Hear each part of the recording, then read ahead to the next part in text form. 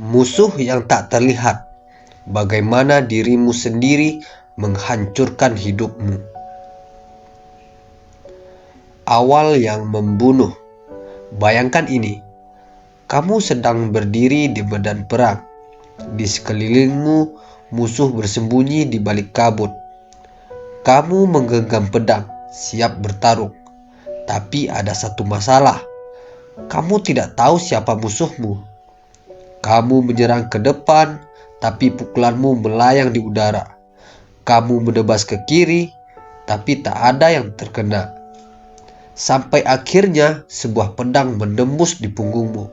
Dan saat kamu terjatuh ke tanah, kamu melihat wajah musuhmu. Dan itu adalah dirimu sendiri.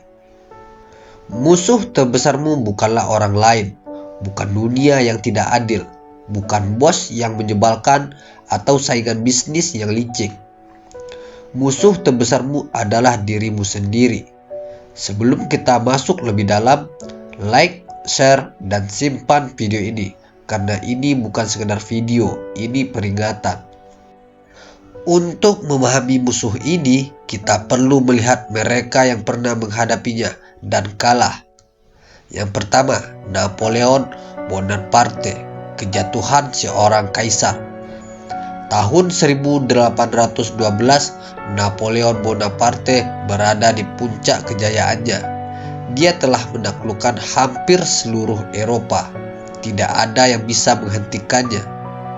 Tapi ada satu hal yang dia tidak bisa taklukkan, adalah dirinya sendiri. Para penasihatnya memperingatkan, jangan serang Rusia, musim dingin akan membunuh pasukan kita. Tapi Napoleon menolak mendengar. Dia merasa tak terkalahkan. Dia berpikir, aku adalah Napoleon, aku tidak bisa kalah. Maka dia memerintahkan pasukannya untuk maju. Sebanyak 600.000 prajurit berbaris menuju Rusia. Tapi begitu musim dingin tiba, hanya 100.000 yang selamat. Napoleon tidak dikalahkan oleh Rusia, bukan oleh Tsar Alexander, tapi oleh egonya sendiri. Yang kedua, Ludwig van Beethoven, jenius yang melawan diri sendiri. Beethoven adalah salah satu komposer terbesar sepanjang sejarah. Tapi yang tidak bisa orang tahu, dia adalah musuh terburuk bagi dirinya sendiri. Dia keras kepala. Dia menolak mendengar nasihat dokter saat telinganya mulai bermasalah. Dan akhirnya dia kehilangan satu hal yang paling berharga baginya, pendengarannya. Bayangkan seorang komposer yang kehilangan pendengarannya. Itu seperti seorang pelukis yang kehilangan matanya. Di titik ini, Beethoven punya dua pilihan. Menyerah dan dikalahkan oleh keadaan, mengendalikan dirinya, dan melawan musuh dalam dirinya sendiri. Dia memilih yang kedua. Dia tidak membiarkan dirinya hancur oleh rasa putus asa. Dan di saat semua orang mengira karirnya sudah berakhir, dia menciptakan salah satu mahakarya terbesar sepanjang sejarah, yaitu Simfoni nomor 9. Musuh dalam dirinya hampir menghancurkannya, tapi kali ini Beethoven yang menang. Sekarang pertanyaannya, ketika musuh itu datang kepadamu, apa yang akan kamu lakukan? Setiap orang menghadapi 3 musuh utama dalam dirinya. Mereka adalah pembunuh dalam bayangan, dan jika kamu tidak menyadarinya, mereka akan menghancurkanmu sebelum kamu sadar apa yang terjadi. Musuh pertama, ego yang buta. Marcus Aurelius pernah berkata, pujian dari orang lain tidak akan membuatmu lebih baik, dan hinaan tidak akan membuatmu lebih buruk. Hanya tindakan yang menentukan nilaimu. Ego adalah musuh yang paling berbahaya, karena ia membuatmu merasa benar meskipun salah. Tanda-tanda ego sudah menguasaimu. Kamu sulit menerima kritik. Kamu merasa sudah tahu segalanya. Kamu tidak mau mendengar pendapat orang lain. Kisah nyata Thomas Alva Edison. Dia menemukan bola lampu, tapi dia menolak menerima ide dari orang lain. dan akhirnya perusahaannya kalah oleh pesaing yang lebih terbuka terhadap perubahan.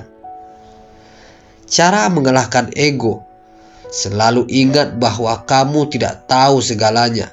Terima kritik dengan kepala dingin. Belajar dari orang-orang yang lebih baik darimu. Musuh kedua, ketakutan yang membelenggu.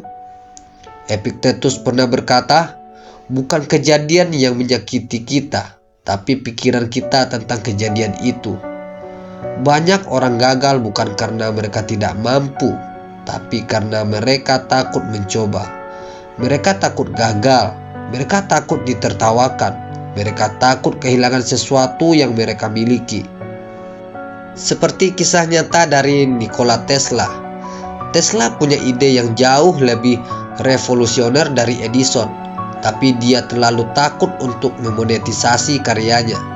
Hasilnya, dia meninggal dalam kemiskinan, sementara idenya dipakai oleh dunia tanpa dirinya mendapat keuntungan. Cara mengalahkan ketakutan: sadari bahwa ketakutan hanyalah bayangan di pikiranmu. Ambil risiko kecil setiap hari untuk melatih keberanian, dan fokus pada tindakan, bukan pada kemungkinan buruk. Next, musuh ketiga, emosi yang tidak terkendali. Seneca mengingatkan kita, orang yang paling kuat bukanlah yang bisa menghancurkan musuhnya, tapi yang bisa mengendalikan dirinya sendiri. Berapa banyak orang yang menghancurkan hidupnya karena satu ledakan emosi. Seseorang kehilangan pekerjaannya karena marah kepada bosnya. Seorang pemimpin perang kalah karena mengambil keputusan gegabah.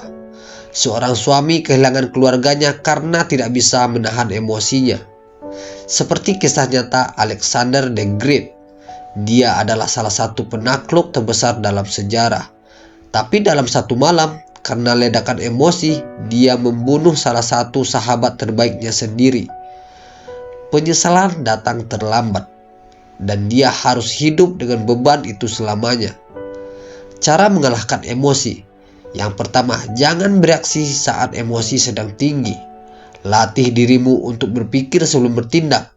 Ingat, satu momen kemarahan bisa menghancurkan segalanya. Dan lalu siapa yang akan menang? Di dalam dirimu ada dua sosok. Yang pertama, sosok yang akan membuatmu gagal. Yang kedua, sosok yang akan membawamu menuju kejayaan. Siapa yang akan menang? Itu bukan tergantung pada dunia, tapi pada dirimu sendiri. Kendalikan ego, hadapi ketakutan, dan kuasai emosimu. Atau bersiaplah kalah dalam pertempuran terbesar dalam hidupmu. Pilih sekarang.